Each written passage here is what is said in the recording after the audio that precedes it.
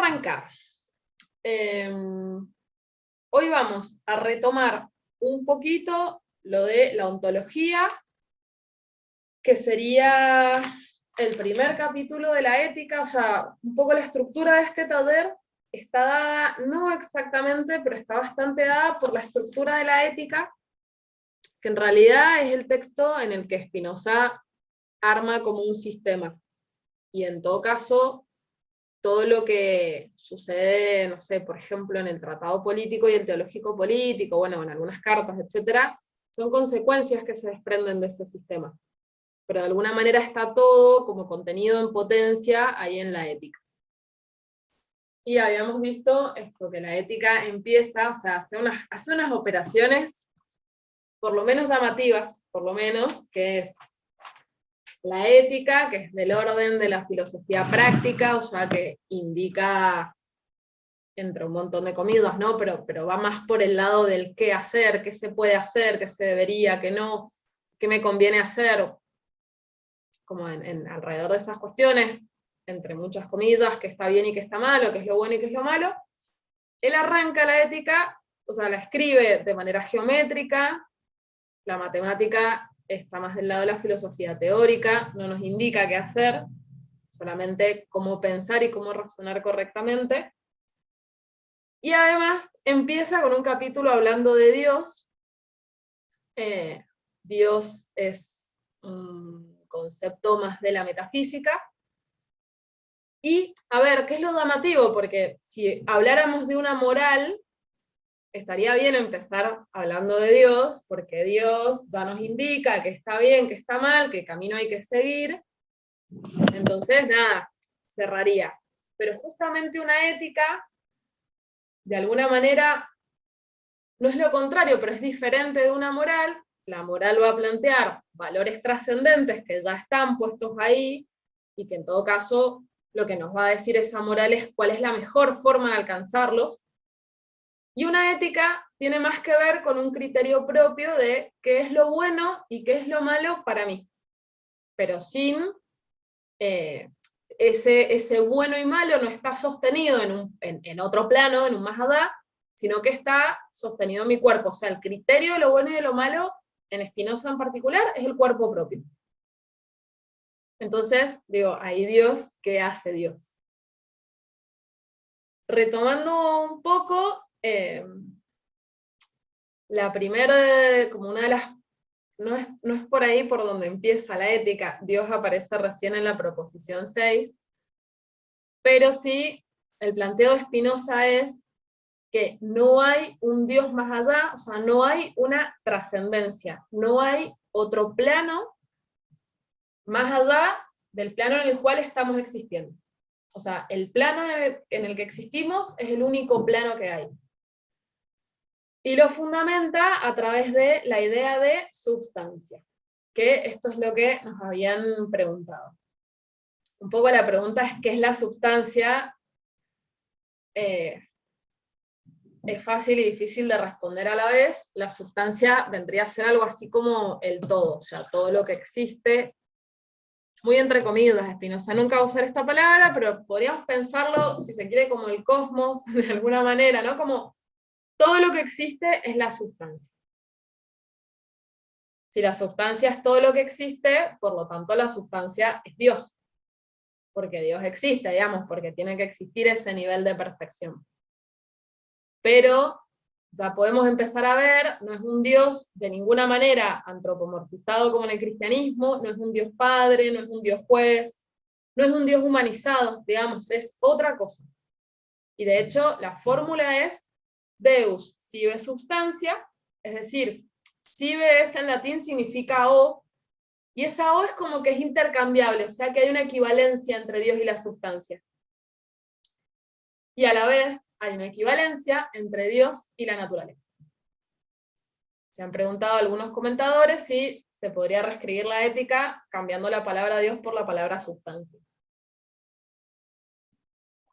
La tesis de Deleuze, que es a quien estamos siguiendo para leer a Spinoza, sería un poco que sí, digamos. Entonces, esa sustancia es el todo. y tiene tanta potencia de existir y de actuar como potencia de pensar. O sea, la substancia tendría estas dos potencias. La de existir, la de manifestarse, y en ese sentido la sustancia está siempre en acto. ¿Qué quiere decir esto? Aristóteles había planteado como la cuestión de la potencia y el acto.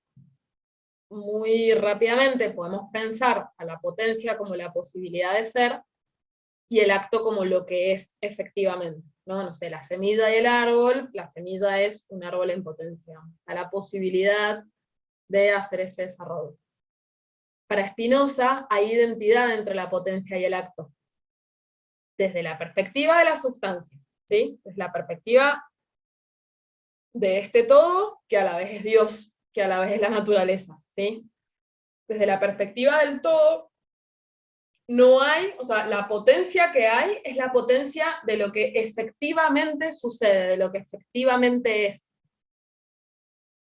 Acá ya se está peleando con toda la teología, básicamente, digamos, recurriendo a algunos argumentos. Dios no podría obrar de otra manera. Si Dios pudiese obrar de otra manera, no está obrando de manera perfecta, digamos, o sea, como que la perfección tiene que ver con esa cuestión de potencia y acto ahí unificadas, digamos, o sea, no es que Dios tiene la posibilidad de castigarnos, o Dios puede, no sé, destruir el mundo, o Dios puede crearlo y no lo hace, digamos, o sea, todo lo que es potencia, efectivamente, está haciendo. Y es potencia en tanto que se actualiza, en tanto que efectivamente es. ¿Se entiende eso? Es una idea que nada, la vamos a desplegar, va a transitar de como, o sea, transita toda la ética, y tiene que ver con la cuestión de la inmanencia que trabajamos el encuentro pasado. O sea, lo contrario a la trascendencia, esta idea de que hay un mundo más allá, es la inmanencia. Entonces, en relación a esto, de la identidad o la igualdad de las potencias, lo que es ya es perfecto en tanto que es, en tanto que existe. En una de las proposiciones va a decir, por realidad y perfección entiendo lo mismo. O sea, la realidad ya es perfecto. Ah, ¿se me entrecorta mucho? Denme un segundo entonces.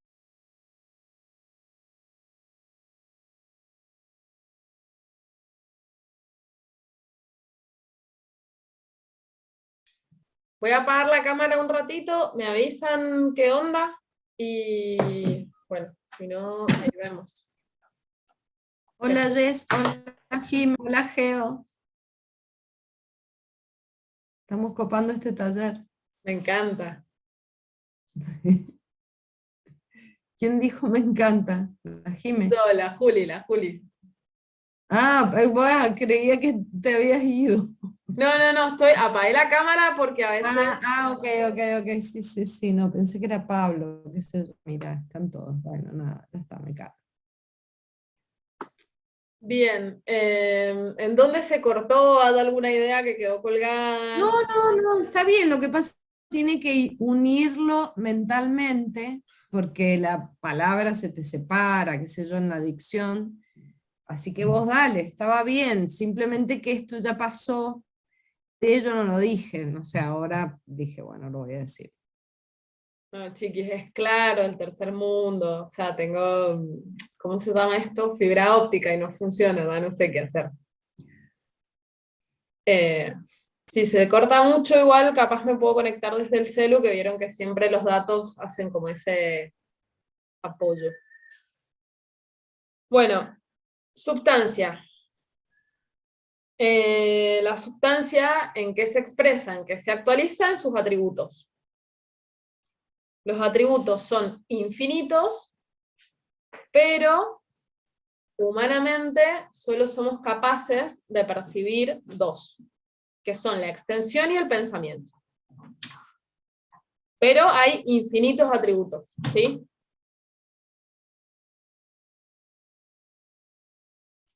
Y a la vez, esos atributos se expresan, se actualizan en los modos que serían, de alguna manera, los entes singulares, ¿sí? O sea, cada ente singular no es una esencia, sino que es un modo de la sustancia. O sea, nosotras como personas somos modos de la sustancia, ¿sí? Y cada cosa que existe. Cada modo tiene, como es un sistema así como en paralelo, de cada modo hay una parte en la extensión. Extensión significa que ocupa un lugar en el espacio, o sea, tan simple como eso, o sea, que es un cuerpo, básicamente. Y a su vez tiene su idea en el pensamiento.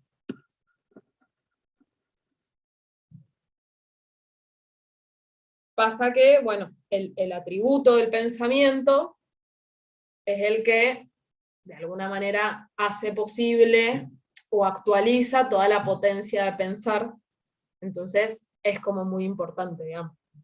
Y a la vez cada cosa que existe en los otros atributos tiene su idea en el pensamiento. Pero todo, o sea, tanto el pensamiento como la extensión, o sea, la corporalidad, está en este plano de inmanencia, digamos, no está en un más allá. Vamos a seguirlo charlando, y esto lo insisto porque de alguna manera pasarse del modo de pensar de la trascendencia a la inmanencia, aunque lo parezca, no es tan fácil, digamos, como que siempre tendemos a irnos hacia un más allá. En un plano más ético, más concreto, bueno, cualquier ideal, digamos, que haya que alcanzar. Cualquier cosa que no sea efectivamente ahora y que haya que hacerla, funciona de alguna manera como esa trascendencia, ¿no? Como ese más allá. Y a la vez, toda potencia acarrea un poder de ser afectada. O sea, la potencia actúa o la potencia piensa, pero a la vez la potencia es afectada. Es la misma palabra en latín, con distintas, o sea, tiene la misma raíz, que es potentia y potestas. Potentia es más esta cuestión activa, y potestas es la cuestión justamente la posibilidad que tiene todo de ser afectado, ¿sí? ¿Se entiende más o menos hasta ahí? ¿Se entendió lo de la idea de sustancia? La sustancia no hay que enroscar, bueno, sí hay que enroscarse, pero es básicamente el todo, que se va desplegando de diferentes maneras. Por eso, todo es Dios, de alguna manera. O sea, no hay nada que no sea Dios, porque es Dios expresándose, Dios o la sustancia, expresándose en sus diferentes atributos, que a su vez se expresan o se actualizan en los diferentes modos. Pregunta, dice la Caro.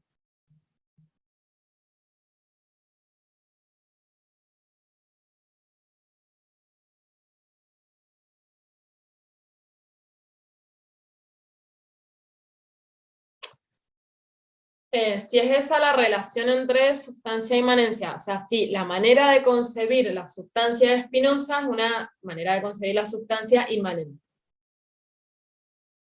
Esto de que no hay un Dios más allá que haya creado la sustancia como una cosa exterior, sino que de alguna manera todo es algo así como interno a la sustancia. No hay algo, eso, no hay nada que esté como más allá. Bien, así arranca livianito, suavecito, el primer capítulo de la ética.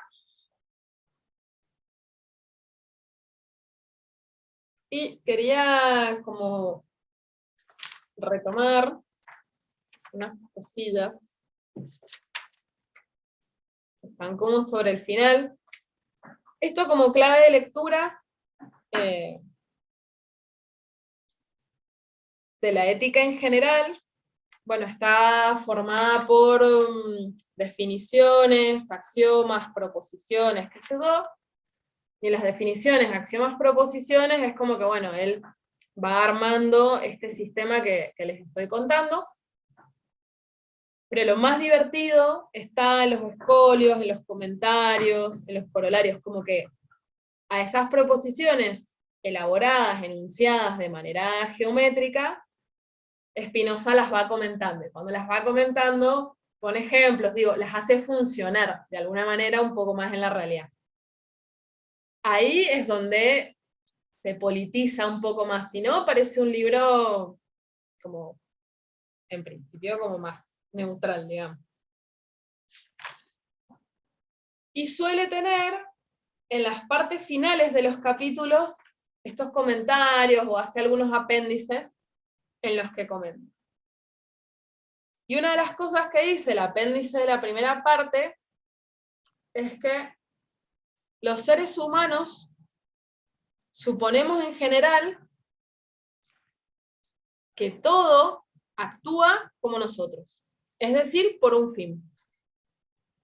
Como que la naturaleza o Dios obraría por un fin, porque tenemos la tendencia a creer que todo funciona como funcionamos nosotros. Llevado a otro plano, y un ejemplo que le gusta mucho al Pablo, es que había una portada de una revista, creo que es la National Geographic, que hablaba de una pareja homosexual de pingüinos que había adoptado un pingüinito.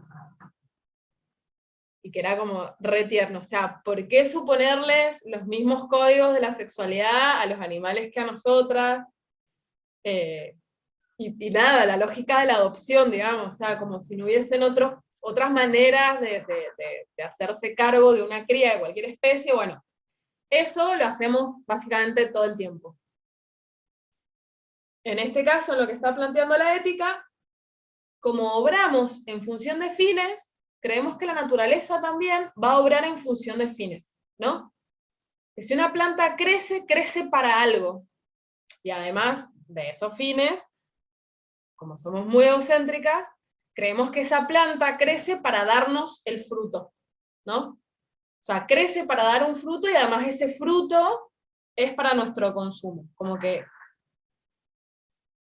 esos fines son los que les imponemos a la naturaleza. Y sí, más allá de que por ahí con los ejemplos queda bastante obvio, la verdad es que hay como muchas cuestiones del orden, por ejemplo, de la biología que son leídas en esa clave. O sea, no como que no sé, la naturaleza se expande y crece porque sí, digamos. No aceptamos el porque sí, es como, bueno, lo hace para algo, lo hace en función de esto. Dicho esto, incluso cuestiona después como nuestro propio actuar según fines. Y acá empieza a introducir otra idea, que es que creemos que somos libres simplemente porque somos conscientes de nuestras voliciones, o sea, de lo que queremos. Como yo sé lo que quiero, creo que soy libre. Y lo que va a decir Spinoza es que sé lo que quiero, pero no sé por qué quiero lo que quiero. Sé lo que deseo, pero no cuál es la causa de mi deseo. Y voy a suponer, porque un poco conozco a la gente que está acá, no todo el mundo, pero más o menos nos conocemos, no tenemos los mismos deseos, pero digo, el deseo de la familia heterosexual con trabajo estable, auto y vacaciones una vez al año, es un deseo de millones de seres humanos. O el deseo de una determinada corporalidad, o el deseo de un determinado ejercicio de la profesión, lo que sea. Digo, no nos hace sospechar, o sea, si todo el mundo desea lo mismo, ¿qué tan propio es mi deseo? Si todo el mundo quiere hacer lo mismo, y si todo el mundo más o menos ejerce más o menos el mismo modo de vida, digo, es un poco sospechoso. O sea, puede que ese deseo sea propio, o sea, puede que yo desee eso, sí, efectivamente, pero no estoy pudiendo ver por qué deseo lo que deseo. Si hacen esa pregunta en grupos de personas, van a ver que las respuestas son más o menos las mismas. O sea, no hay una gama súper diversa de respuestas en relación al deseo. Entonces, volviendo a Spinoza, creemos que somos libres porque, o sea, que igual también en este mundo, saber lo que deseamos ya un montón, o sea, ya encontrar nuestro deseo ya es muchísimo, pero incluso encontrando nuestro deseo tampoco somos libres, porque no sabemos por qué estamos deseando eso. Ahí me parece que hay una pregunta interesante para hacer.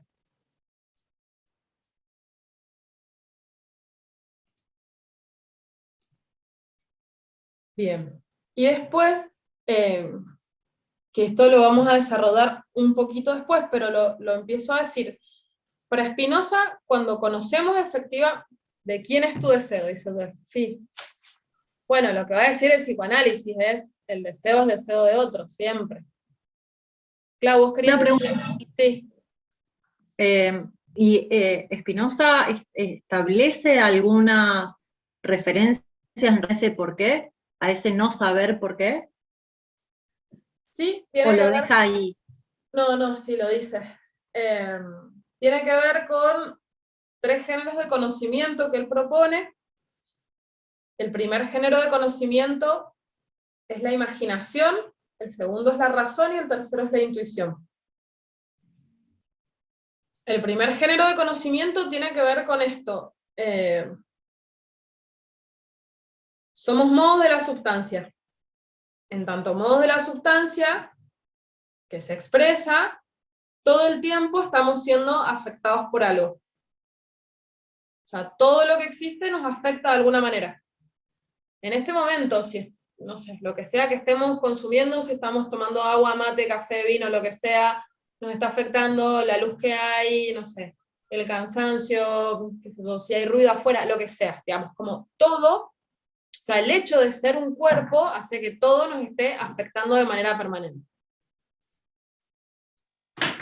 El primer modo de conocimiento tiene que ver con que, o sea, como que tenemos un registro, podemos tener un registro de cómo nos afecta todo eso, que, insisto, eso ya es un montón, pero no sabemos por qué nos afecta de esa manera.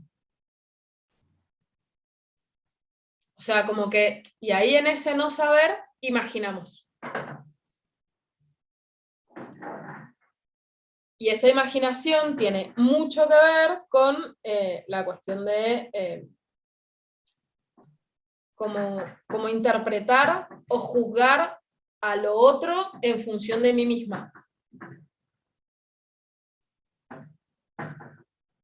Tanto de mí misma como ser humano, como, o sea, como yo haría o yo obraría de esta manera o yo actuaría de esta manera, si me pasara esto, creo que la otra persona está actuando de esta manera porque le pasa esto. ¿No? Interpreto a lo otro a partir de mí. Esto acá me detengo un toque porque hacemos eso, digamos. Es muy difícil no hacer eso. No sé, por ejemplo, y que lo hemos charlado, o sea, esta dinámica de vincularnos tanto a través de redes sociales, que genera como preguntas y otros modos de comunicación y de vinculación. Si alguien me responde simplemente con un ok, no sé, hay gente que lo interpreta como que hay mala onda. Porque si yo respondo ok en una conversación, estoy teniendo mala onda, no sé. Estoy diciendo boludeces, digamos, pero digo, interpreto lo que la otra persona hace a partir de mí misma. ¿Por qué? Porque estoy imaginando. Porque conozco la afección, conozco lo que sucede, no sé, leo el mensaje, póngale, pero no conozco la causa de eso. Segundo género de conocimiento, sí es conocer a través de razones. Es decir, cuando puedo, de alguna manera, empezar a asociar un efecto a su causa. En relación al deseo, por más, a ver, más allá de que yo probablemente siga deseando lo mismo, sí saber por qué deseo lo que deseo. O sea, sí saber por qué deseo familia, trabajo estable y vacaciones, digamos, digo, porque estoy en el marco de un sistema que me genera una serie de afecciones que hacen que yo desee eso. Conociéndolo, ¿dejo de desearlo? No. Pero al menos puedo remitirlo a su causa. Puedo saber por qué lo estoy deseando. El tercer género de conocimiento, que es el más complejo, y lo vamos a ver un poco más adelante, tiene que ver con la intuición, que es como, a ver, volviendo un poco para atrás, todo lo que me afecta incrementa o disminuye mi potencia de actuar. O sea, la luz no me es neutral, incrementa o disminuye mis potencias, la temperatura, etc. Entonces, en el tercer género de conocimiento es como que yo ya me puedo inscribir en un modo de vida en el que al menos la mayor parte de las afecciones que tengo incrementan mi potencia de actuar, intuitivamente. O sea, más sencillamente, complicarnos un poco menos la vida. Digamos, el tercer género de conocimiento tiene que ver con que el autoconocimiento que tengo, en el que hay una racionalidad, pero hay sobre todo una intuición, es decir, un conocimiento más de lo corporal, me permite, Deleuze va a decir, envenenarse menos, o sea, me permite complicarme un poco menos la existencia. Como que todo el tiempo, justamente por no remitir los deseos a sus causas, nos estamos complicando la vida, básicamente, metiéndonos en situaciones que no nos cierran, no nos gustan, no nos convienen, pero hay que hacerlo, es el camino que hay que seguir, no sé, en relación a un montón de mandatos, o sea, sobre todo en relación a los mandatos, o profesionales, o no sé, sexoafectivos, lo que sea, digamos, ¿no? Hay que estar en pareja, no sé, póngale. Entonces, me meto en esa situación sin saber si efectivamente incremento o disminuye mi potencia de actuar. O, no sé, si estudié algo, tengo que trabajar de mi profesión. O no sé, o dentro de mi profesión, este es el mejor trabajo al que podría aspirar, entonces voy a ir por ese camino. Cuando todas esas situaciones, sin probarlas en el cuerpo propio, pueden envenenarnos la existencia. O voy a ir a tal evento porque va todo el mundo, no importa, digamos. O hay que tener redes sociales, o no sé, etc. ¿Se entendió más o menos? Sí, Clau. ¿Puedo hablar un cachito? Sí. Mira, una cosa que me quedó de esta pregunta por la sustancia que te hicieron. Lo que pasa es que también ahí nosotros tenemos que pegarnos como un salto en la lengua de esta gente. O sea, estamos leyendo un señor de 1600. Y era medio como el código, ¿no es cierto? Hablar de dos sustancias del cuerpo, por ejemplo, eso estaba como bastante ya empezando a codificarse en esos términos. Entonces está bueno también remitirlo ahí. A lo mejor hoy día para nosotros no es tan importante la categoría de sustancia. A todo esto sustancia, ¿qué quiere decir? ¿No? Es parecido a la palabra sujeto, tienen como esas raíces, es lo que se sostiene, lo que está, lo que es la base, algo así, ¿no? Lo sustante. Y entonces, bueno, a lo mejor también se puede pensar un poco que no es hoy a lo mejor una categoría que nos ayude a tanto a pensar como para decir Dios o la sustancia, pero en cambio Dios o la naturaleza a mí me parece mucho más fuerte, porque podemos pensar la naturaleza y esto que hay, todo lo que existió, todo lo que va a seguir existiendo, todo lo micro, todo lo macro, los planetas, las plantitas, todo, ¿no? Entonces ahí, por ahí, no sé, si lo llevas a una abstracción, puedes decir el ser, o puedes decir la sustancia, no es tan diferente. Eso quería añadir también, que tengamos en cuenta que era como un debate codificado, el hablar en esos términos de sustancia. Lo opuesto a la sustancia es el accidente, en Aristóteles, ponele, ¿no? Que es como la lógica que toda esta gente estudiaba.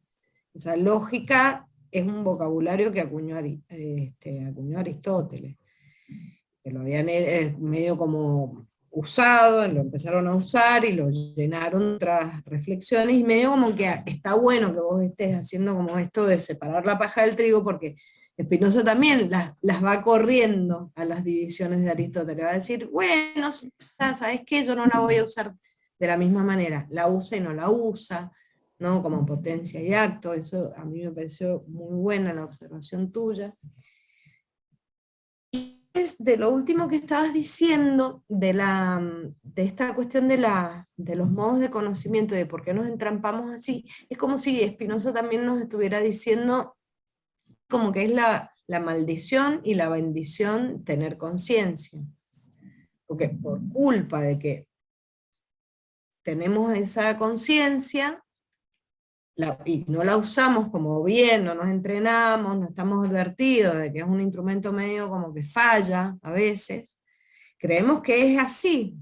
Viste que está en Descartes esto de que el intelecto, la inteligencia es la cosa mejor repartida del mundo, porque ninguno se queja de la parte que le tocó. Claro, quizás eso sea un gran prejuicio, está diciendo, porque realmente algunos la usamos mal, o la usamos como pelotudos, y es una herramienta que se usa en determinados momentos, y habría que ser como más juicioso, algo así está diciendo, ¿no? Con esto de, porque lamentablemente la tenemos re a mano, entonces creemos que las conclusiones que podemos sacar como inmediatas de lo que pasa, son reales, etcétera, o racionales, y en realidad nos llevan por caminos equivocados. Algo así, como una maldición, está diciendo, que cagada, los demás animales no se van a equivocar tanto. En cambio nosotros sí, porque tenemos este pequeño defecto, este chip, que encima nos agarramos de ese chip, dando que nos va a dar toda la libertad del mundo y ficcionamos, deliramos. Usa la palabra delirio, ficciones, todo eso en el apéndice que vos recién mencionaste, me encantó. Entonces, bueno, por ahí es eso, pensar que tenemos como una especie de pequeña maldición, una trampita de la naturaleza. Sí, da para seguir en lo sigo un toque al debate. Por un lado, sí, como esta pequeña trampita. Claro, él no es un racionalista como Descartes.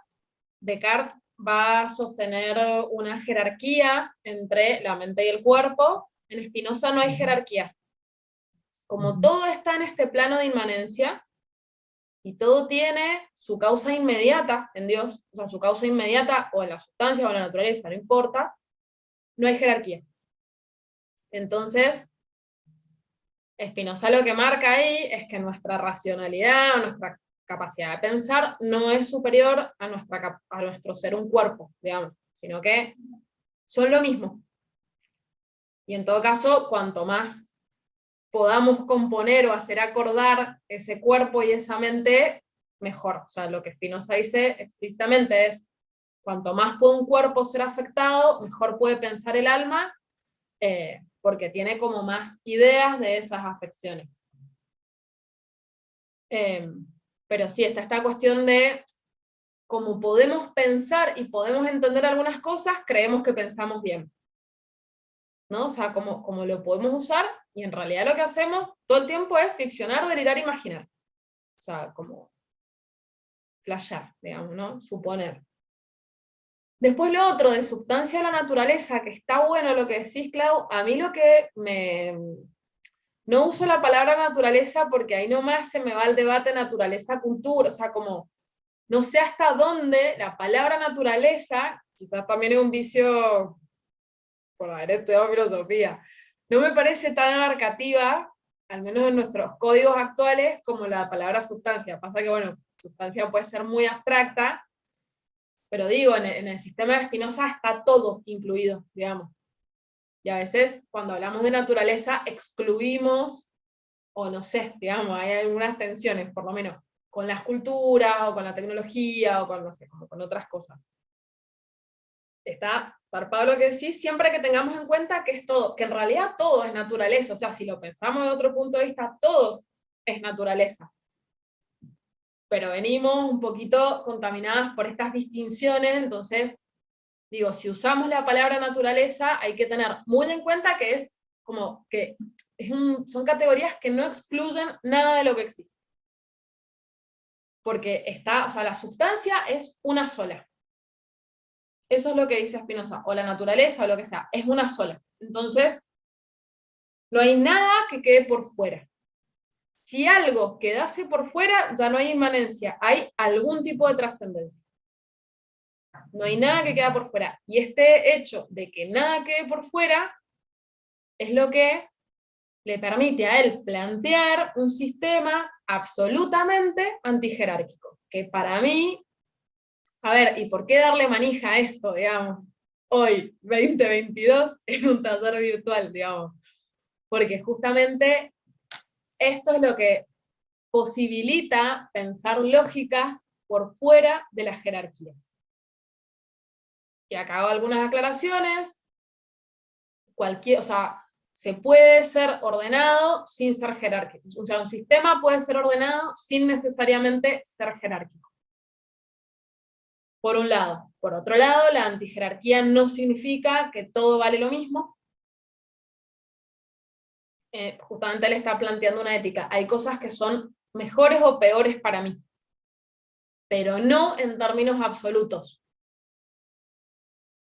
O sea, no todo vale lo mismo, ni para mí, ni para, no sé, la comunidad humana, ni para el despliegue de la existencia. No vale todo lo mismo. Pero sí es cierto que en tanto a existencia no hay jerarquía.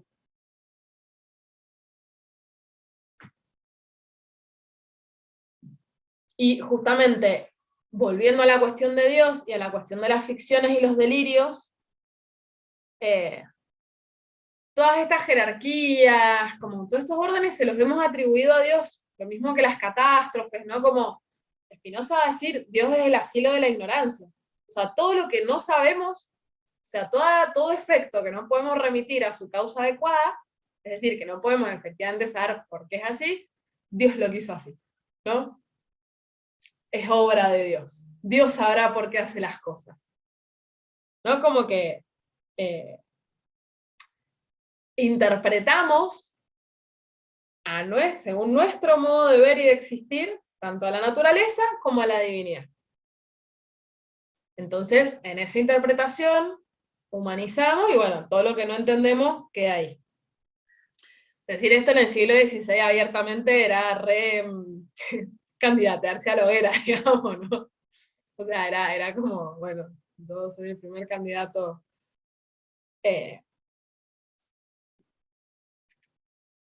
Y dice algo que es re interesante, que es que como los seres humanos preferimos el orden a la confusión, creemos que la naturaleza tiene un orden, como si ese orden fuese algo más que una simple relación a nuestra imaginación. O sea, el orden que le ponemos a la naturaleza es una ficción también. Esta cuestión de, por ejemplo, querer entender la naturaleza de manera matemática. La matemática es un artificio humano. El triángulo perfecto es un artificio humano que no existe en la naturaleza. Hay que forzarlo. Y para poder sacar todo el sistema de deducciones que implican, no sé, que la suma de los tres ángulos interiores de un triángulo valen 180 grados, o sea, medio círculo, es un artificio humano. Eso no está en la naturaleza. ¿Qué pasa? Como las matemáticas no cierran tanto por todos lados, hemos creído que el mundo se ordena de esa manera, porque lo hacemos humanamente. He leído muy poquito y muy por encima, pero hoy la teoría del caos, o no sé, digo, como que hay nuevos desarrollos en la ciencia que un poco vienen a plantear que no, la naturaleza no está ordenada de esa manera. Ese orden se lo hemos puesto humanamente. Bien. Así se cierra la primera parte de la ética, de manera así, media ninja. La cuestión de los géneros de conocimiento empieza a partir del segundo capítulo. Está sobre el final del segundo capítulo. No al final, pero ahí como terminando. Pero el resto es como este sistema.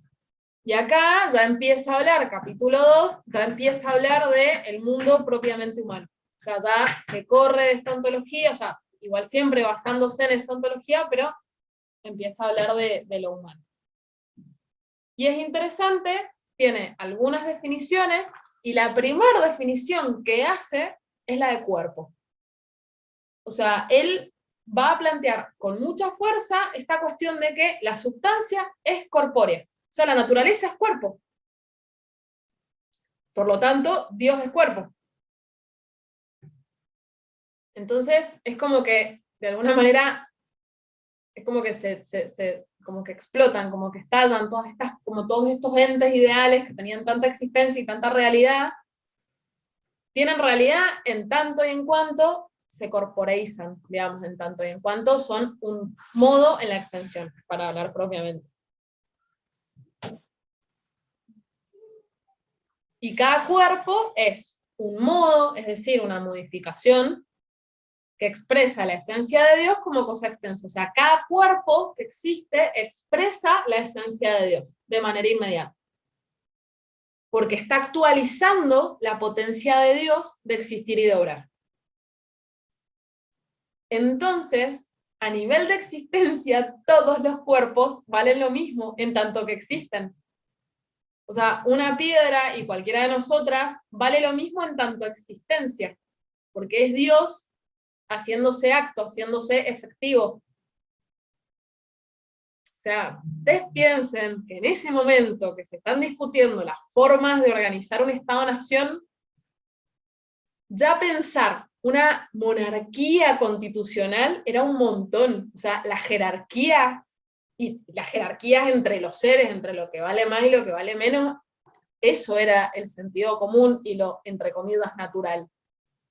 No era natural, entre muchas comillas, en el sentido de normal, digamos, de lo que tiene que ver con el sentido común. Eran las jerarquías. 1600, o sea, Europa se está recontra enriqueciendo a costa del saqueo y la esclavización de África y América. O sea, ¿de qué igualdad de existencias estamos hablando?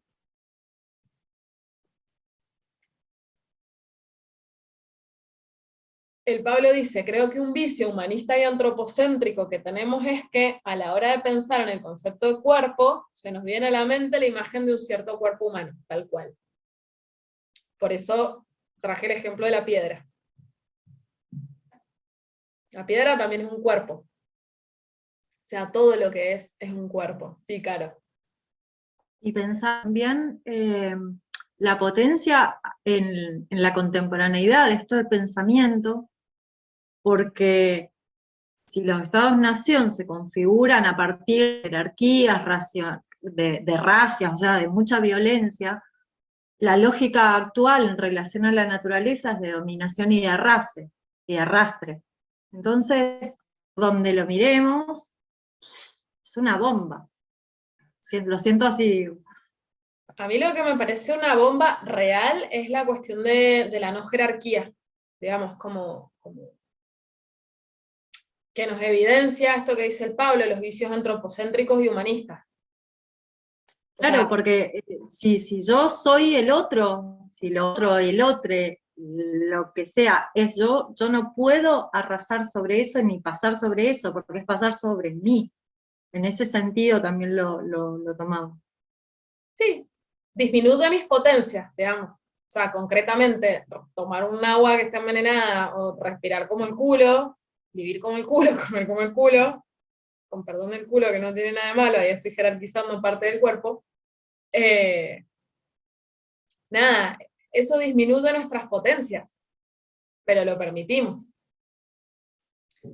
Sí, pero también hay una herida ahí fuerte al antropocentrismo cuando vos decís eso de que todos los cuerpos valen lo mismo, porque como no lo vamos a saber, porque nosotros solamente estamos en los atributos y son infinitos, ¿viste esa cosa que te pasa, que es medio infantil de pensar, bueno, quizás la realidad está constituida por cosas que no vemos y son las que realmente actúan, y nosotros no tenemos nada que ver en esa fiesta, y somos guiados, tipo Borges, ¿viste? Otro lo está soñando, y bueno, estamos ahí adentro de un grano de arena, creyéndonos algo. Deleuze lo dice en un momento, no me acuerdo dónde, y yo encuentro que eso es un eco totalmente spinoziano, cuando dice, ¿quién te dice, dice Deleuze, que esto no sea sino el resultado de la eterna lucha entre el carbono y el silicio? Entonces, bueno, ponele, toda la naturaleza orgánica es carbono, ¿no? Y las plantas y los animales. pero uno de esos animales desarrolla la inteligencia y después se inventan las computadoras y empieza a ser otro mundo manejado por la tecnología. Y entonces ahí el silicio le hace clac al carbono. No nos dimos cuenta en qué momento pasó todo eso y nos creemos que somos los que manejamos el mundo, pero en realidad la lucha es de otra gente, entidades, ¿no? ¿Viste? Como esa película, algo que no Sí, estamos viendo. como que no la, sí, como que no la ves. No la vemos. Para mí esto es interesante porque igual es como, permite remitir el criterio de verdad al propio cuerpo, digamos. O sea, como no importa si la veo o si no la veo, como no importa tanto a qué soy funcional o no, lo que importa es si yo estoy incrementando o disminuyendo mi potencia de actuar y de pensar. Que no es un criterio ni individualista ni absolutamente relativo, digamos. O sea, como que Spinoza después lo desarrolla.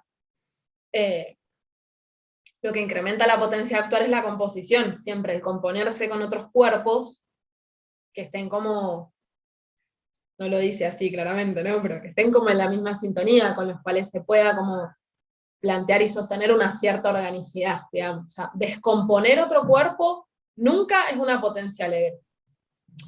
Lo digo porque siempre surge la pregunta de, bueno, ¿qué pasaría si lo que a mí me compone es destruir?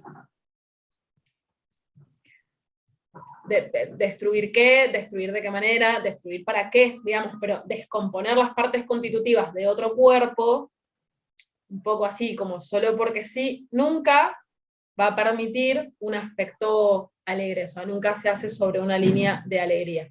Como que la filosofía de Spinoza es como de la pura potencia, como de la pura afirmación, como de algo que se está expandiendo. Y la Caro y el Pablo están hablando de las jerarquías de los sentidos del cuerpo, tal cual, a una jerarquía de la vista, porque la vista está asociada al pensamiento.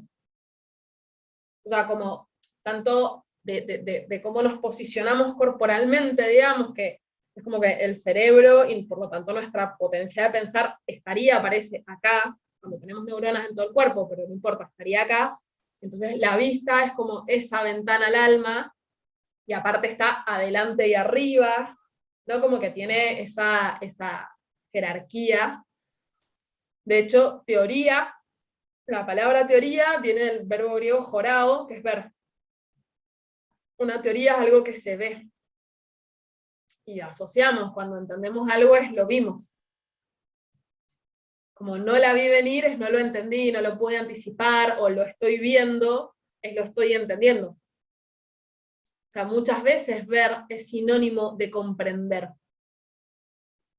¿no? Entonces, occidentalmente, ese sentido es el más importante de todos. Bien. Sí, como una enseñanza de humildad también, ¿no? O de bajarnos un poco la soberbia. Está bueno eso que decís. Realmente se está preguntando Spinoza, ¿cómo lo digo? ¿Cómo llego a esta conclusión? Usa la lógica. Esa es su herramienta, de obligarte a pensar de una determinada manera. A ver, ¿qué es lo que realmente sabemos? ¿Y qué podemos saber? Y que debe existir el ser, ponele, que se multiplica permanentemente y que hay cosas que influyen sobre otras y punto, ¿no? No es mucho más lo que podemos, o sea, lo saca así con esos principios, esos axiomas, esos corolarios, son durísimos, de los topás y no sé cómo, porque no estamos tampoco acostumbrados, si fuéramos geómetras a lo mejor podríamos pensar así, porque él está usando esa idea, viste, de, bueno, tengo solamente dos cosas para entender el mundo, el punto y la línea. ¿Cómo compongo todo lo demás? Bueno, el tipo está tratando de hacer eso para darnos toda esa nube soberbia de categorías, de conceptos, de ideas, que no nos van a conducir a otra cosa que a sufrimiento, algo así sería. Sí, es un poco así y es esto como volver a lo sencillo y a lo que podemos saber. A mí me parece muy interesante cómo tuerce los razonamientos, o sea, como por ejemplo, la cuestión de la inmanencia, si con un manejo de lógica, digamos, aristotélica, tiene sentido. Si la sustancia fuera 2 ya no sería perfecta, porque estaría limitada por la otra. O sea, numéricamente, a ver, hace este razonamiento. La sustancia se puede distinguir o por lo numérico, o sea, por la cantidad de sustancias, o por su esencia. Si se distingue, o sea, lo que se distingue por su esencia van a ser los atributos, pero la sustancia es solo una, porque si dejase de ser una, dejaría de ser perfecta. Ahí está tomando a Parménides, o sea, un presocrático del siglo VI a.C., que está diciendo que el ser es solo uno, solo que Parménides, en ese el ser es solo uno, igual inaugura una trascendencia, porque habría un ser verdadero y todo el mundo de los sentidos que nos engañan. Pero entre la proposición de Parménides, ser y pensar son una y la misma cosa, y las potencias de existir y de pensar de la sustancia espinosa, o sea, yo lo leo y es lo mismo en una, o sea, la forma de enunciarlo. Ahora, las consecuencias a las que llegan son opuestas, completamente opuestas. O sea, está llegando a dos lugares radicalmente diferentes. Esto de que existir es más perfecto que no existir, entonces Dios existe, pero existir es existir en acto y existir es existir en cuerpo. Sino de qué existencia estamos hablando. Sí, tendríamos que ser niños para entenderlo bien. Tengo esa sensación. En mi caso, que estoy totalmente formateada por las categorías aristotélicas, es casi como contraintuitivo obligarme a esta lógica, ¿entendés? Me cuesta, por ejemplo, el concepto de esencia, la manera en la que lo de la esencia, porque estoy acostumbrada a que esencia está muy ligada al juicio, ¿viste? Como, no sé. Y entonces, bueno, estoy ahí peleándome con términos, pero es real, es como, tendríamos que ser como niños, creo. A ver, ahí en ese sentido, algo que está bueno tener en cuenta, que es que los conceptos tienen una historia, y como el sentido que le damos a cada concepto tiene que ver con una lucha política.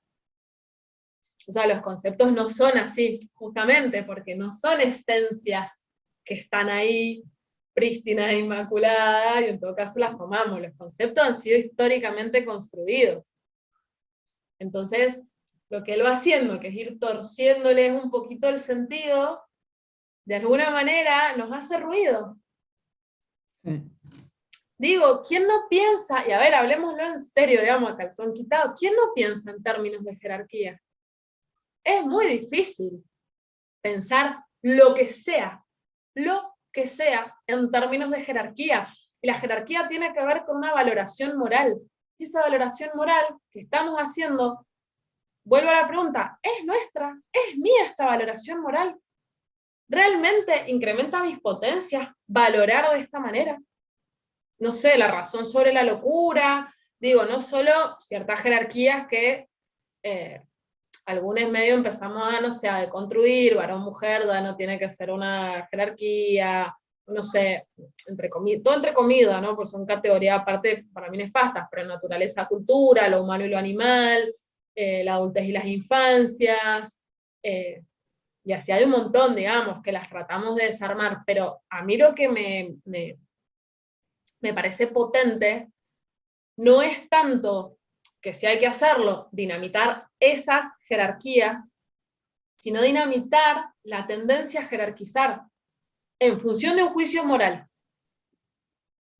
Porque si jerarquizamos en función de una ética, en función de lo que a mí me potencia o no me potencia, me parece que de última está bien, digamos, o sea, esto incrementa más mis potencias que esto otro, no sé, me gusta más hacer esto que esto otro, me gusta más vincularme con este tipo de personas que con este, bueno, ahí va, digamos. Pero ¿cuál es el problema de la moral? Que universaliza. Que eso que es bueno para mí, yo termino creyendo que debería ser bueno para todo el mundo. Sí, además el dedito, ¿viste? Ah, bueno, ya está, tengo una estructura jerárquica, de ahí me monto y puedo juzgar a los demás. Yo tengo una anécdota de cuando mi hija era chica que a mí me gusta mucho matar las hormigas de mi casa, o sea, no soporto las hormigas. Entonces mi hija me decía, ¿por qué te sentís con el derecho de matar a una hormiga? Y yo, perdón, el problema. Y me costó entender que no te, realmente, o sea, todo lo que hay construido para que una señora se crea que es superior a una hormiga. Es real, es así. Y yo, eso, bueno, por mi generación y por todo, para mí los bichos son como o comida, amigos, y hay que matarlos, y no, cero problemática sobre el asunto.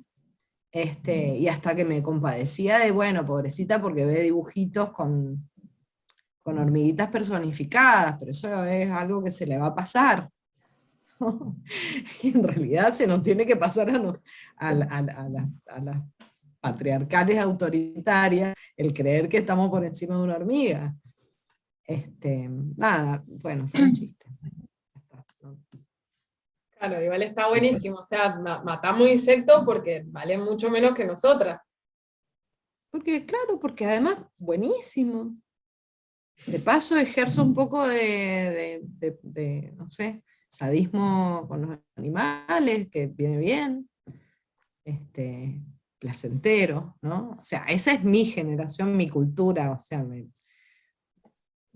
me formé en eso. Bien, Jess, ha dejado Una una pregunta, araña. Sí. perdón. No, sí, sí. Respecto a lo que decías, bueno, estamos hablando de jerarquías. Creo, bueno, que las formas de jerarquizar hoy moralmente, así por excelencia, es la meritocracia, por un lado. Y por otro lado, cuando decías, bueno, pero si podemos pensar en jerarquías en relación a lo que incrementa nuestras potencias, me pregunto, ¿elegir es jerarquizar? Es una buena pregunta, me parece, o sea, tiene una respuesta que me estoy inventando, digamos. O sea, Sí, pensando en voz alta, me quedé como, a mí me parece puede que serlo o puede no serlo, omitir es jerarquizar. ahí podemos hacer una distinción entre una jerarquía basada en una moral, si se quiere, y una jerarquía basada en una ética. O sea, sí efectivamente está lo mejor para mí y lo peor para mí.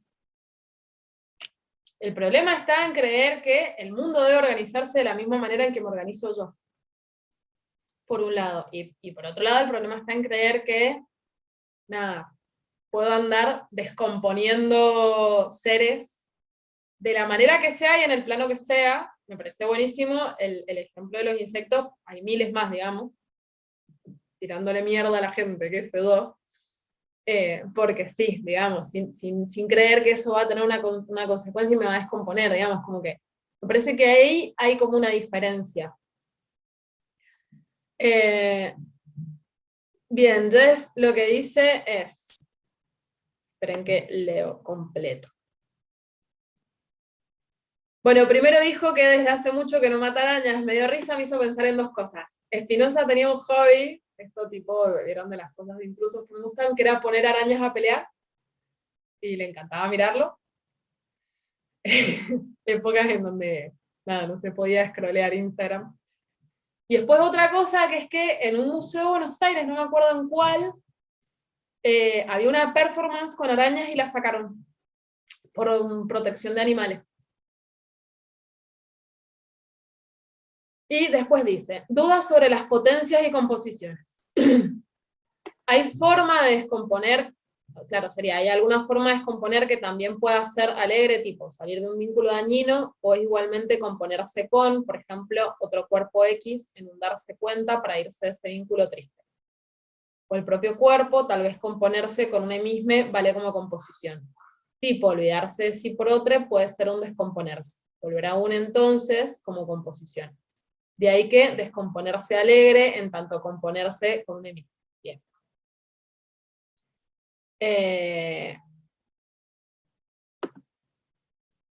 Un poco, a ver, acá nos enfrentamos, no, está buenísimo lo que planteas, Jess.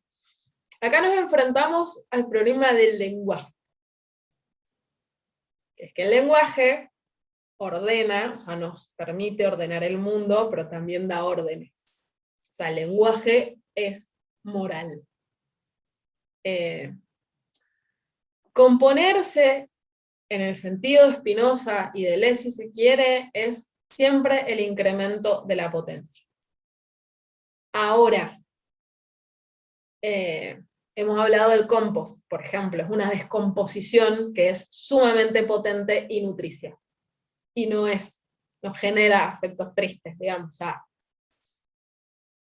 componerse no es tan lineal o no es simplemente juntarse con. Entonces, sí me puedo componer conmigo misma, y solo conmigo misma, digamos, ya me descompongo en la medida en que disminuyo mi potencia de obrar, por ejemplo, obrando en pos de otra persona, perdiéndome en otra persona, no sé, desde un vínculo así medio tóxico, posesivo, hasta un vínculo, igual no estaría bueno, digamos, como extremadamente servicial, digamos, como cuando salgo de mí.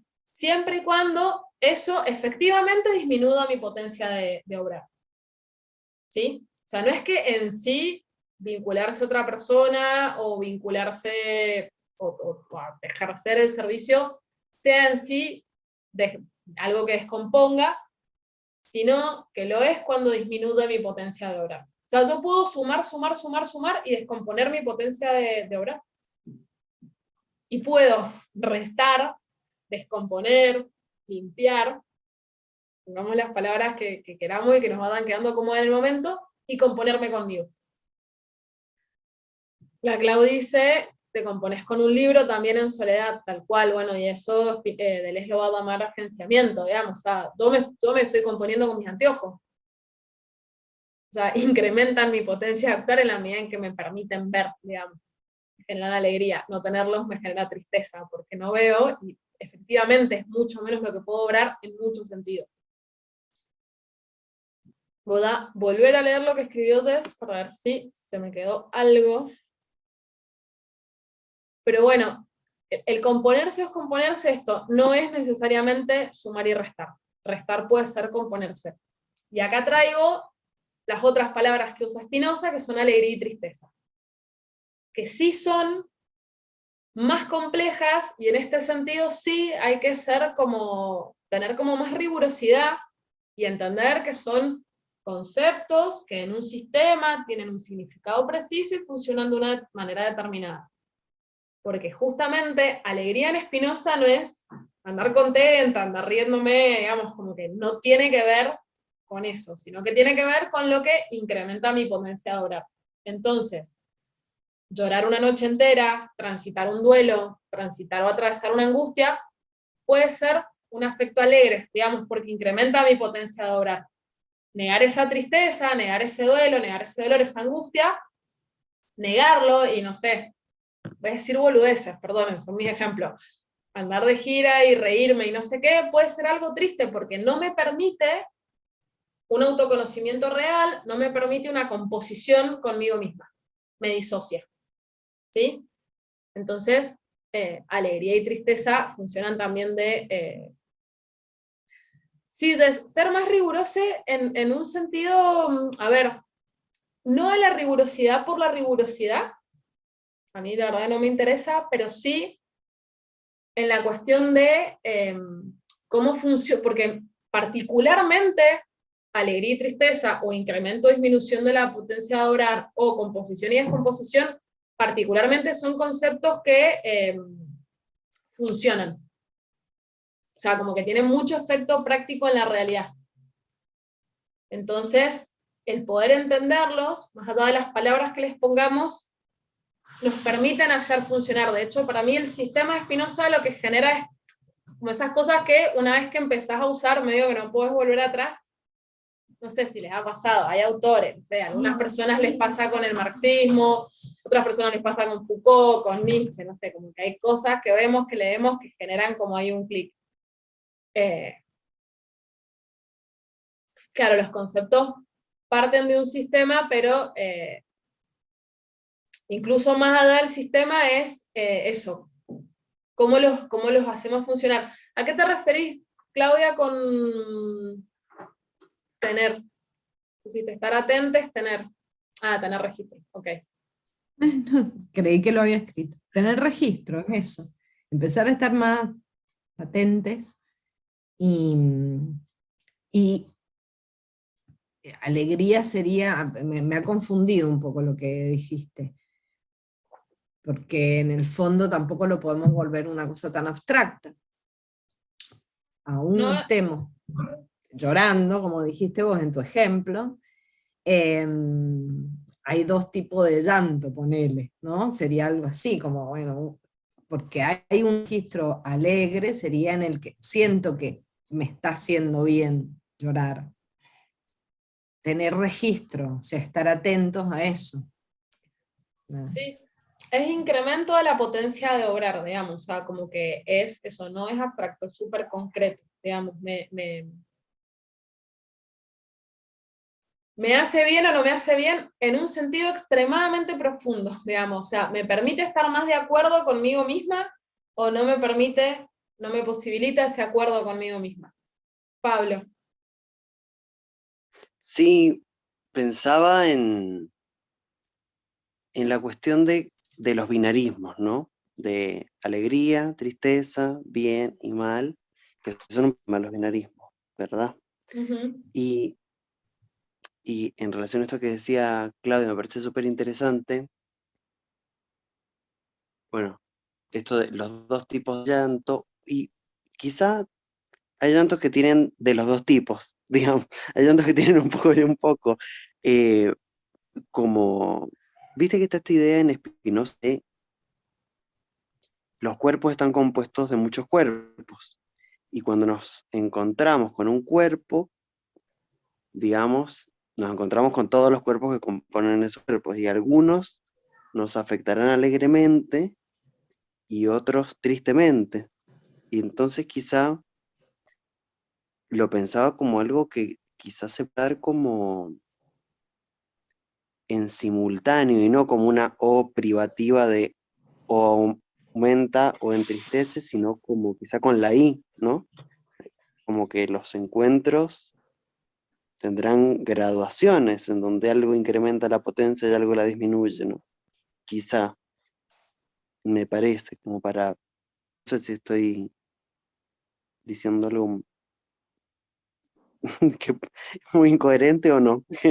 No, no, no, está re bien, tiene que ver con los infinitesimales, con las intensidades, esto Deleuze lo explota, porque nada, el mundo no es así como blanco-negro, digamos. Me quedé pensando en cuál es el criterio final. Hago, levantaste la mano. Hola, sí. Me-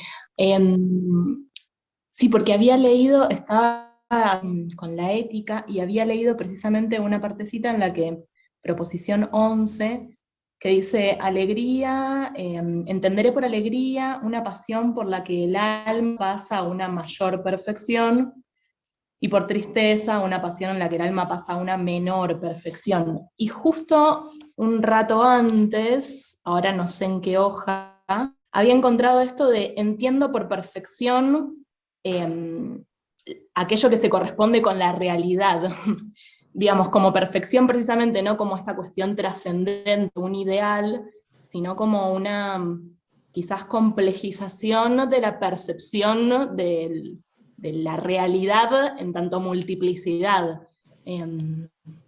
A ver si puedo volver a, no me quedo a gusto con la manera de compartir la idea.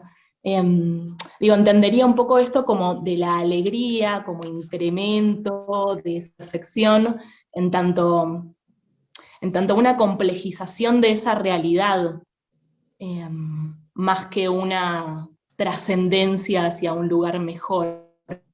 Y pensaba también esto que decías hace un ratito, de bueno, no es tan lineal, porque precisamente en ese plano de la inmanencia no se podrían establecer líneas de lugar aisladamente menor hacia un lugar aisladamente mayor. En todo caso es una transformación del conjunto. sí, y me das pie para un montón de cosas. Lo que leíste están las definiciones de la segunda parte sobre el final, que dice que realidad y perfección son lo mismo. Si no es la última definición, pegan el palo, después habla de las cosas singulares, está antes de los axiomas. Las definiciones están, apenas empieza la segunda parte.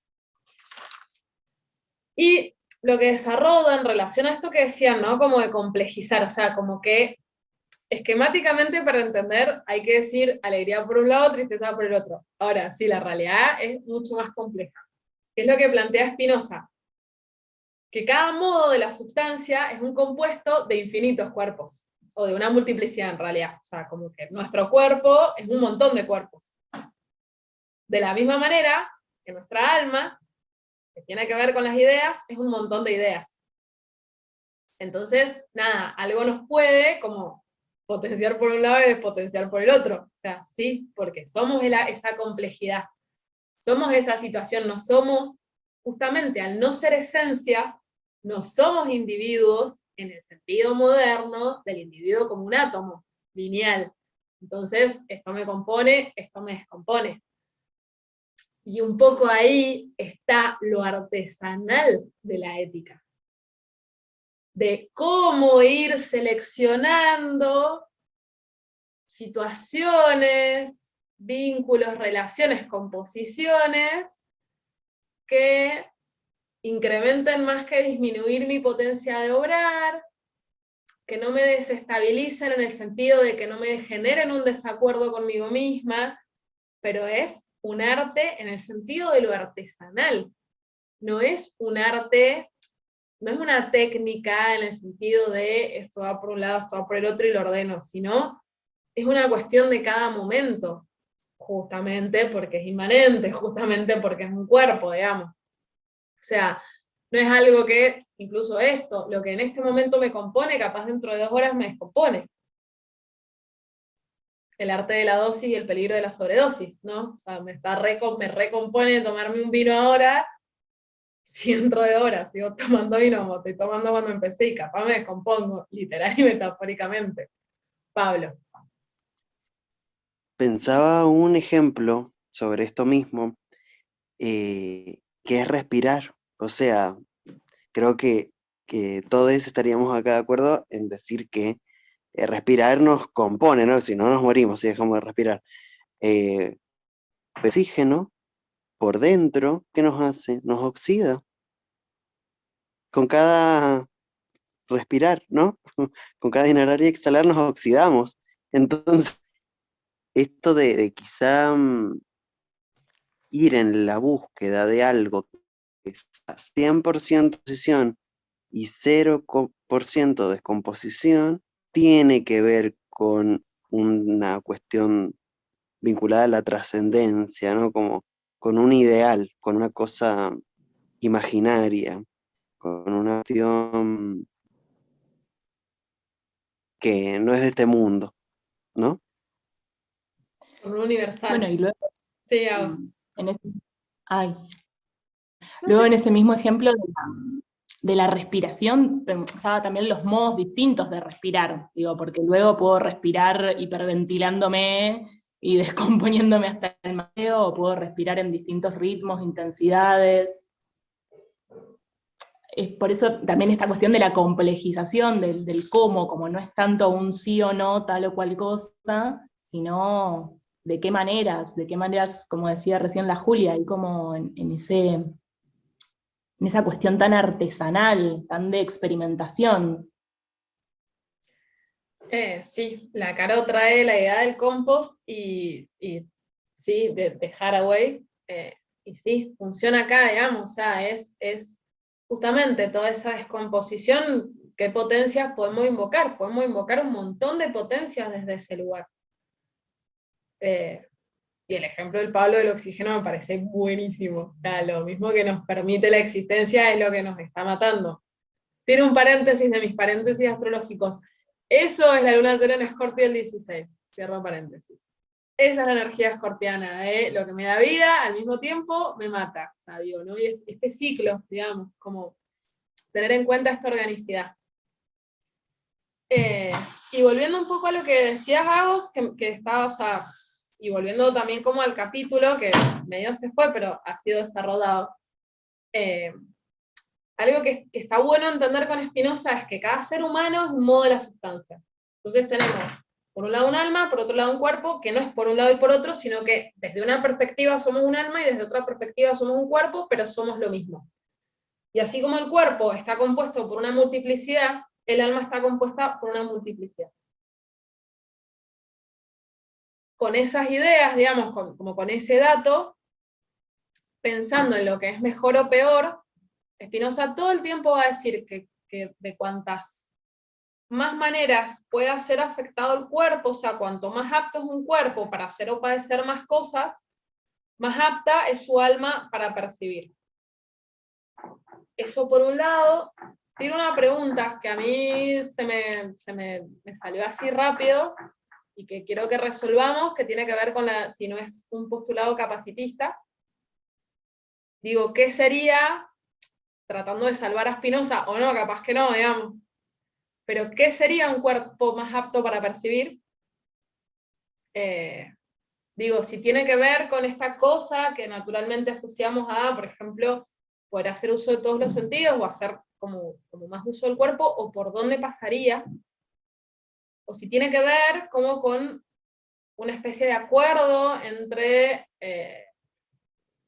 algo del orden de la conciencia del alma y lo que pasa en el cuerpo, no sé, la tiro. Me parece re interesante. A ver, Caro, desarrollá porque la tiré, porque posta no lo pude resolver. Pensando también en voz alta, si tendría esa mayor capacidad de percepción, tendría que haber géneros de conocimiento, digo, pasando de ese género donde imagino a conocer la causa, a vincularme con lo intuitivo, corporal, entendiendo la visión como cuerpo, esa es una mayor capacidad de percepción y una amplitud para poder elegir o jerarquizar lo que me potencia. Me gusta, me sirve. Gracias por haber salvado a este señor que quiero tanto y que me cuesta, ¿no? Yo también. 12 Mado 2040 le hice una crítica a Spinoza. Quiero que lo anoten. Quiero que lo sepan.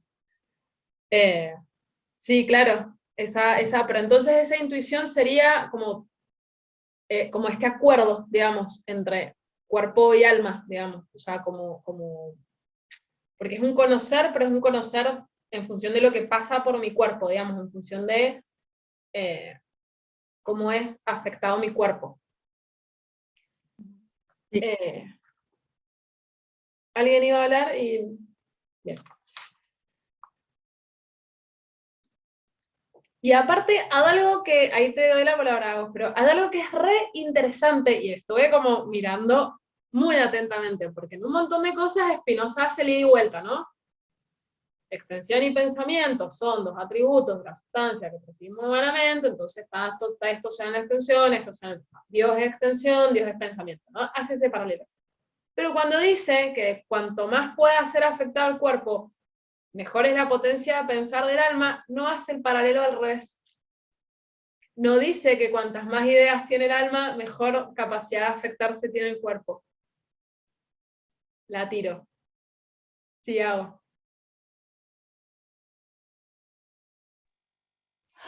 En realidad, a esto que decías también del capacitismo, pienso que también de pronto, en cuanto leemos esto de cuanto más puede un cuerpo, pensamos en más grandes, máximos, también como de una cierta elevación, del orden de, bueno, si soy un atleta olímpico, luego tengo más capacidad de afectación, o mi cuerpo puede más. Y la vez pasada nos pusimos a flashear un poco también con esta cuestión de lo infinitesimal en distintos órdenes, digo, también de lo infinitesimal sutil, o que podría entrar en el orden de lo pequeño desde una cierta perspectiva, y que de todas maneras alberga una potencia ingente. Quizás también ahí hay una cuestión del lenguaje, ¿no? En términos de lo que más puede un cuerpo, más en qué sentido, en qué línea lo estamos pensando, porque de vuelta, puede ser en un plano de crecimiento lineal, o puede ser en este otro plano más bien de agudización de la percepción. Sí, está buenísimo. Es la cantidad o la cualidad, digamos. Claro. Sí. Sí, claro, si es mejor en cantidad o mejor en intensidad. Eso sería más moral o infinitamente sutil, tal cual. Bueno, ¿vieron todo lo que hay que desautomatizar la percepción? Y hay que desautomatizar lo que entendemos. Ahora bien, ¿qué dice Spinoza?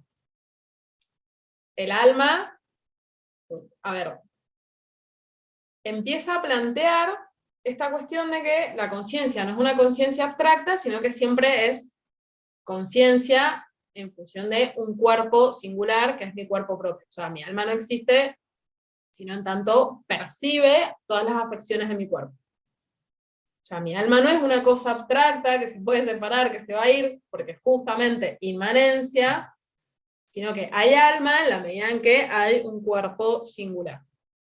Y lo que percibe el alma y lo que conoce el alma proviene de las afecciones del cuerpo. Pero, y acá como sumo un poco al conocimiento, digamos, en relación a los géneros de conocimiento que hablábamos antes, la idea de una afección cualquiera del cuerpo no implica el conocimiento adecuado ni del cuerpo exterior ni de la causa de esa afección. ¿Sí?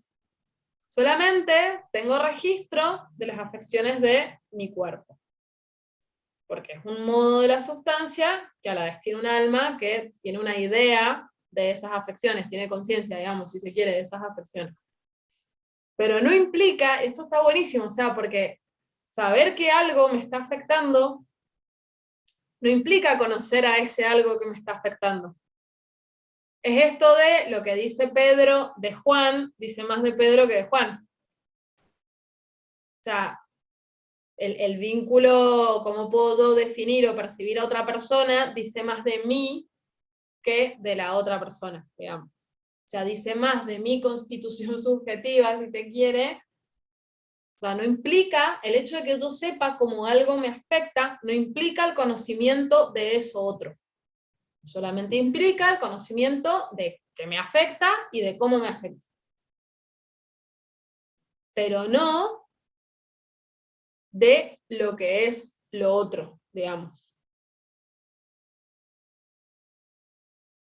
Digo, porque hay que hacer el camino, digamos, para poder conocer adecuadamente. Esto es lo que va a decir Spinoza. O sea, no es que simplemente porque me afecta y se vincula conmigo, yo ya lo puedo conocer. Claro, ahí habría una pregunta sobre lo otro, digamos. Pero en esto Spinoza es muy consciente, siempre partimos de la propia circularidad. No hay conocimiento abstracto, no hay un saber abstracto. Porque justamente, si todo es un plano de inmanencia, yo no me puedo poner por fuera de mí misma para conocer a un otro. O sea, un otro como un ente otro, digamos. No me puedo poner por fuera de mí misma, está todo en el plano de la inmanencia. No me voy a salir de mi cuerpo singular. Entonces, lo que no implica relativizar todo, pero sí tener en cuenta que estoy siempre desde un punto de vista, Nietzsche. Siempre estoy posicionada en una perspectiva. En el caso de Spinoza, la del ente singular que soy. En ese sentido, lo que a mí me afecta de una manera, a otra persona puede afectarla de otra, tranquilamente. Pasa que, justamente, como creemos, o sea, como juzgamos moralmente a partir de lo que somos. Entonces creemos que el resto del mundo funciona igual que yo. Voy a decir boludeces, ¿cómo te va a gustar la menta granizada? Y qué sé yo, hay gente que le gusta, digo, como, mi gusto es mío. Lo que a mí me compone a mí. No al resto del mundo.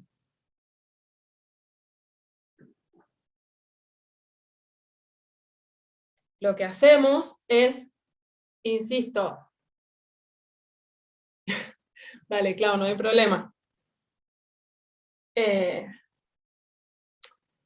Y a la vez, en el escolio, la O dice, en todo caso se conocen relaciones, no la aparente totalidad de un ente objeto, tal cual. O sea, y casi siempre es una relación conmigo, digamos, a partir de ahí las nociones comunes, digamos, o sea, como qué es lo que se compone conmigo, qué es lo que hay de común en los otros entes y yo. ¿Cómo podemos hacer esa esa comunidad, si se quiere, digamos, cómo podemos componernos. En el, tiro la data por si lo quieren buscar, en el escolio de la proposición 40, que está hablando, Sadamedo viene hablando de las nociones comunes y de los géneros de conocimiento, va a hablar de los términos trascendentales y de los universales, que son estos términos abstractos. A ver, es esta cuestión de que los términos, las nociones universales son los conceptos, digamos, o sea, conceptos, algunos sencillos, vaso, mesa, silla, digamos, como que tenemos un concepto con una definición, porque no podemos ni nombrar a todo lo que existe de manera singular, o sea, a cada cosa que existe ponerle un nombre, no lo podemos retener, y no nos sirve para pensar. Entonces, agrupamos ciertas cantidades de cosas bajo un nombre, y eso tiene a su vez una idea, que es un concepto.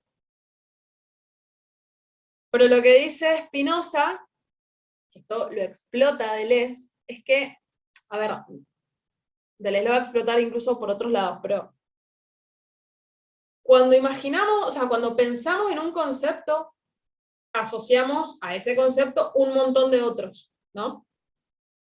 Esa asociación, porque siempre se da por conjunto, no se dan las cosas, o sea, nada se da, ni las ideas, ni las afecciones, se dan de manera individual y aislada.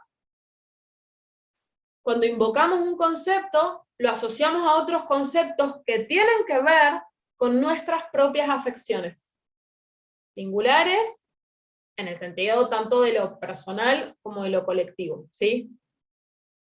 Qué sé yo, desde, no sé, palabras, o nombrar, no sé, si decimos hormiga, para la Claudia va a tener un sentido que probablemente tenga un sentido diferente para su hija, que no sé, había visto dibujitos y había empatizado con las hormigas y no podía creer que alguien las mate, y a la Claudia le molestaban en su casa, digamos, ¿no? O sea, ese concepto que nos sirve para entendernos y que de alguna manera es el mismo, en cada persona está asociado a un conjunto de afecciones, ¿sí? La palabra patria, por ejemplo, digamos, en nuestro país mucho más asociada, o sea, después se inició una recuperación del concepto, qué sé yo, pero digo, siempre estuvo más asociada a lo militar, digamos, o sea, la patria es la de los militares. No sé si se entiende, no sé, me están ocurriendo otros, pero digo, como que va un poco por ahí, digamos. Y la Clau dijo, quizás ente o cosa verlo como mucho más porosa o indecisa, claro, o sea, que nuevamente como poder registrar los matices, lo infinitesimal, ¿no? Lo que Spinoza va a decir es que manejarnos con estos conceptos y nos deja un poco, bastante en el plano de la imaginación, digamos, o sea, como que hay que hacer un paso al orden del conocimiento de las razones, pero porque son abstracciones de la realidad. En tanto que son abstracciones, tienen mucho de imaginación. Acá esto es algo que tiene que ver con la lógica. Una idea de algo es un subconcepto, ¿no? O sea, que tiene que ver con la esencia en el sentido aristotélico. Por ejemplo, el concepto de vaso es qué es lo que hace que un ente sea un vaso y no otra cosa, ¿sí? ¿Qué pasa? A ese concepto que es absolutamente abstracto, lo tendemos a asociar a una imagen que es mucho más concreta. Entonces, generalmente, si digo vaso, probablemente estemos imaginando un vaso de vidrio. Por más que no todos los vasos sean de vidrio, y por más que el hecho de haber incorporado el concepto vaso nos permite identificar cuando un vaso es de plástico, o de madera, o de cerámica, o lo que sea. Pero digo, el concepto siempre va muy pegadito a la imagen. La imagen está cargada de afectividad. De mi afectividad, o sea, no de cualquier afectividad, de la afectividad de mi propia experiencia, digamos, de las afecciones que yo tuve en relación a ese objeto. Entonces, digo, esto Spinoza no lo dice, pero digo, complica también la comunicación. Porque cuando yo digo vaso, no es la misma, porque a ver, ahora estoy usando el concepto de vaso, pero si digo mujer, ¿qué estoy diciendo? ¿No? Si digo ser humano incluso, o sea, si digo animal, ¿no? ¿Qué estoy diciendo? O sea, ¿a qué afectos estoy asociando esa idea o ese concepto? Porque voy a definir y voy a pensar desde esa afectividad. O sea, es imposible separar, o sea, no es imposible, pero digo, es difícil separar a los conceptos de los afectos. Spinoza lo que dice, por eso me frené ahí, todo afecto, que para él es como un modo de pensar, está asociado a una idea, pero la idea sí se puede, de alguna manera, desafectivizar.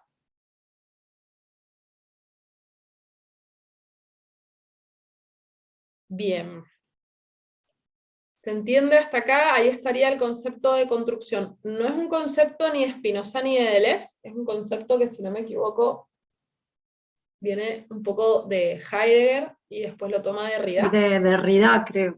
Sí, pero como me parece que inicialmente es destrucción, o como se pronuncia, en Heidegger es destrucción, pasa que es, a ver, la palabra en Heidegger es destrucción, o sea, la traducción literal sería destrucción, pero en Heidegger tiene ese sentido de desmontar.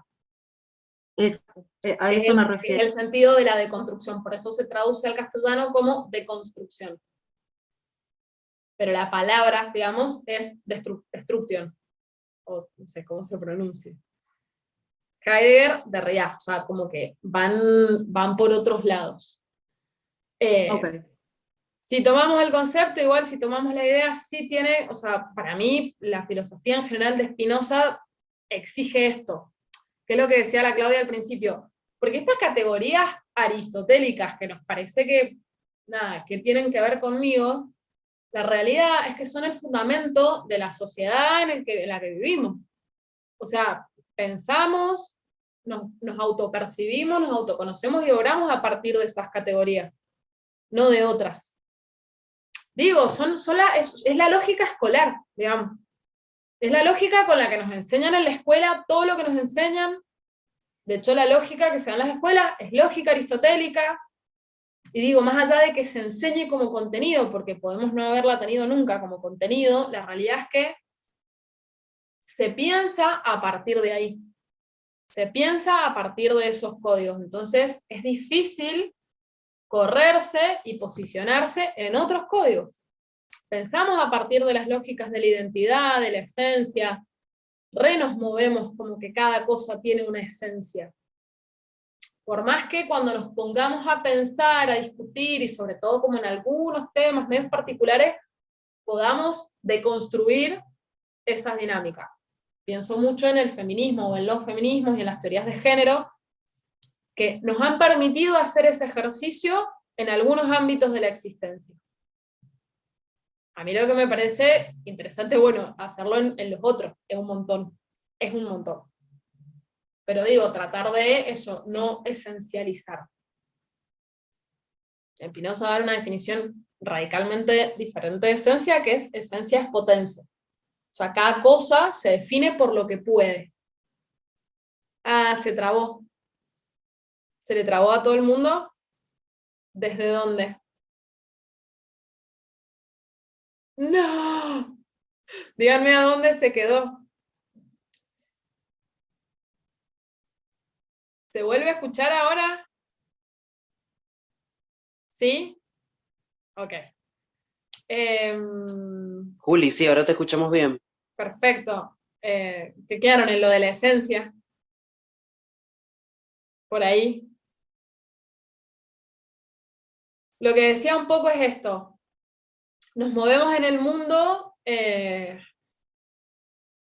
como si el mundo se constituyera por esencias. La esencia es lo que hace que cada cosa sea lo que es. Y la esencia es algo interno al ente, a la cosa, al ser, ¿sabes? Es algo interno. Lo que va a decir Spinoza es que la esencia de cada ente o de cada modo es su potencia, es decir, que cada cosa se define por lo que puede. No por lo que es, sino por lo que puede. Entonces, ahí igual es como súper, es diferente, y ahí sí implica una, usando la palabra que trajo la cara, una deconstrucción del pensamiento, porque no tenemos el hábito de percibir, de vincularnos con el resto de las cosas en función de lo que pueden. Deleuze usa un ejemplo que está bueno, que es, si yo veo un caballo, como lo asocio al concepto y a la esencia caballo, y este es un caballo, pero lo que dice Deleuze es, un caballo de trabajo, un caballo que se usa para arar, es mucho más parecido en función de lo que puede a un buey que a un caballo de competición. O sea, entre un caballo de trabajo y un caballo de competición hay una diferencia mucho más grande que la diferencia que hay entre un caballo de trabajo y un buey de trabajo, obviamente, ¿no? O sea, lo que pueden es similar. Acá se me va derechito el pensamiento a los rarentescos de la Haraway, que de verdad pareció que la amo, que es, nada, hacer comunidad en función de producir, si se quiere, una potencia común, y nos implica y nos permite también como pensar similitudes y diferencias en otra clave. Porque no es lo mismo pensar similitudes y diferencias en función de una esencia interna que en función de una potencia. ¿Qué podemos? Ahí al menos perdónenme, soy rehumanista, pero en términos humanos, en función de lo que puedo, nos permite como una vinculación con seres que entre comillas, o de los que entre comillas por esencia nos sentimos diferentes. O sea, pensaba con las infancias, ¿no? Como en el momento del juego. Me compone más estar con niñas que estar con gente adulta que no juega tanto, digamos, ¿no? Y puedo llegar a sentir ahí como una similitud. Y no es en función de la esencia. Es en función de lo que, aparte, la potencia tiene que ver con la potencia en cada caso. La potencia siempre es lo que efectivamente sucede, digamos, la potencia, con estos cierros, una idea mega compleja igual, la podemos retomar en el encuentro que viene. Sí, es los parentescos tipo Haraway, que son, según ella, rarentescos. O sea, son, entre comillas, parentescos raros, digamos. Cuando ella dice, hagan parientes, no bebés. Una reconsigna. Lo que decía de la composición de la xenoreproducción. Lo que decía de la composición de potencias es que la potencia, acordémonos, y acá de vuelta hay que desarmar el pensamiento con el que venimos, potencia no es posibilidad, potencia no es nunca una posibilidad no efectuada, potencia es lo que efectivamente es. Mi potencia en este momento es hacer lo que estoy haciendo. No es lo que podría hacer en un caso hipotético, ¿no? Una posibilidad hipotética. Es lo que efectivamente puedo porque lo estoy haciendo.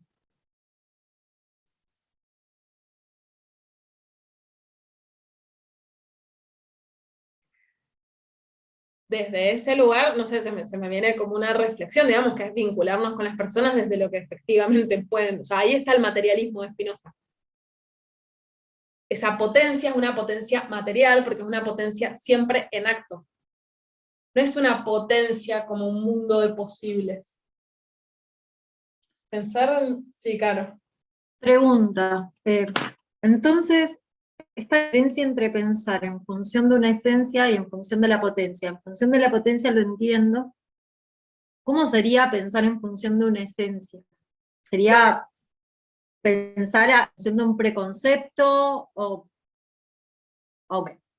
La esencia es la etiqueta que vos tenés. Tu esencia es, perdón si me equivoco en alguna, digamos, mujer adulta, blanca, cis, ponele, ¿no? Ponele que sean esas tus etiquetas. que la tenés acá, digamos, y que es una cosa previa y que ya sos eso.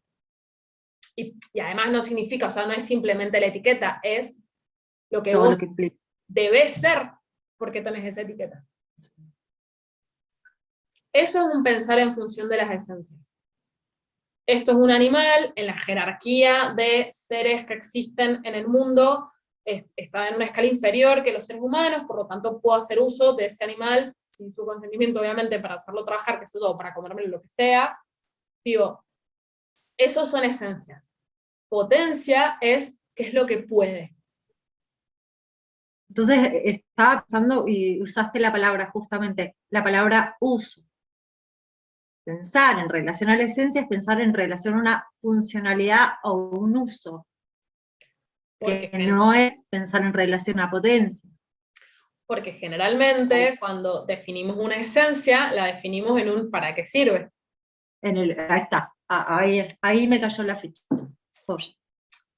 Pensemos en el diccionario, digamos. Definimos mesa, mueble que sirve para. La Geo dice, me encanta la idea de potencia porque valoriza el presente, lo que podemos hacer acá y ahora. Deja de lado la idea de futuro, de progreso, tal cual. Tal cual. La inmanencia en Spinoza, acá igual capaz me estoy metiendo en una, ¿no? Pero no es solo espacial, sino también temporal, digamos, de lo que es. Si se quiere, en esta coordenada, acá y ahora, digamos. Porque de alguna manera los ideales están puestos en el futuro. Claro, es menos omnipotente, lo asocio al devenir minoritario también a lo pequeño, tal cual, o sea, porque es como qué es lo que está haciendo acá y ahora, entonces ahí, en lo que hay acá y ahora, hay infinitamente pequeños.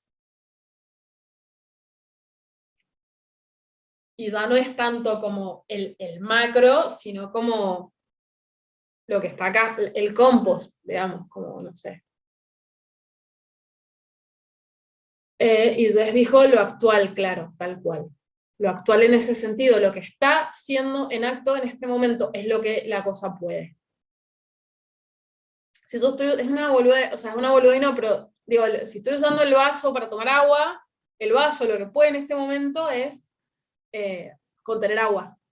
Si lo uso mañana, qué sé yo, para ponerle unas flores o una planta que quiero que le salgan, no sé, lo que sea, ahí cambió su potencia.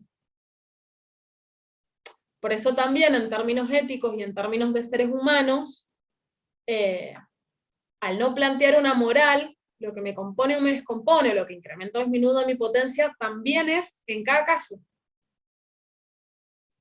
Que eso tiene una serie de consecuencias y efectos prácticos que están buenísimos, porque me corro del me gusta esto, no me gusta esto. O quiero esto, no quiero esto no importa, digamos, me hace bien, me hace mal, no importa las palabras que usemos, pero digo, vieron que a veces tenemos como esta idea de nosotras mismas como algo medio permanente, ¿no? Esto no me gusta, yo para esto no, como esto no, o esto sí. Bueno, sí o no, ¿en qué momento? Abre más, a ver, también la perspectiva de la inmanencia y la de la trascendencia tiene que ver con la posibilidad del movimiento y el cambio o con la posibilidad de conservar lo que ya existe. Las filosofías de la trascendencia son conservadoras. Porque justamente es mantener una esencia que ya existe. Pensémoslo en cuestiones de género. Mujer es esto, entonces hay que cumplir con esto. ¿Qué puede una mujer? ¿Qué puede ser una mujer? Y ahí, digo, desde la perspectiva de la inmanencia se dispara. Porque permite justamente este movimiento, que no lo permite la dinámica de la trascendencia. Y permite este movimiento porque lo que constituye la inmanencia es ese todo. Es ese todo, que es uno, pero que está en constante movimiento. Y que no tiene ningún lugar al que llegar. No busca algo fijo. No busca un viaje. A diferencia de la esencia que constituye lo fijo. La esencia es lo fijo. Justamente, La esencia es lo que hace que la cosa sea lo que es, según Aristóteles. Si la esencia es lo que hace que la cosa sea lo que es, la cosa, para seguir siendo esa, tiene que seguir haciendo lo mismo. Vuelvo al ejemplo del vaso. El vaso, para seguir siendo un vaso, tiene que seguir teniendo la posibilidad de contener líquido. Si no, no es un vaso. Una mujer, para seguir siendo una mujer, tiene que ser, qué sé yo, sensible, maternal, qué sé yo, vulvaportante, qué sé yo, ¿no? Y tiene que seguir siendo eso. En cambio, de la perspectiva de la inmanencia, y al definir la esencia como lo que cada cosa puede varía permanentemente. No puedo lo mismo todo el tiempo.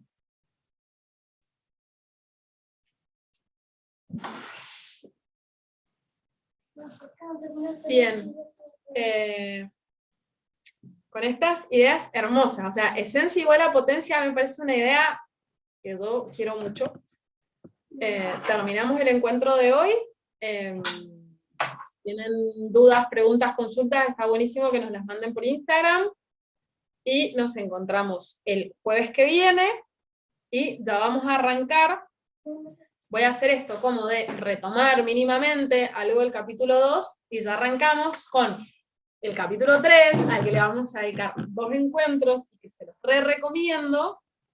No sé, para mí el más divertido, del origen y de la naturaleza de los afectos, porque tiene, además de estas cuestiones generales, definiciones de los afectos, que son muy divertidas y nada, me parece que está bueno poder pensarlas. Así que si en algún momento lo leen, algo les resuena, lo dicen y lo trabajamos ahí. Bueno, querides, nos encontramos jueves que viene, misma hora, mismo canal.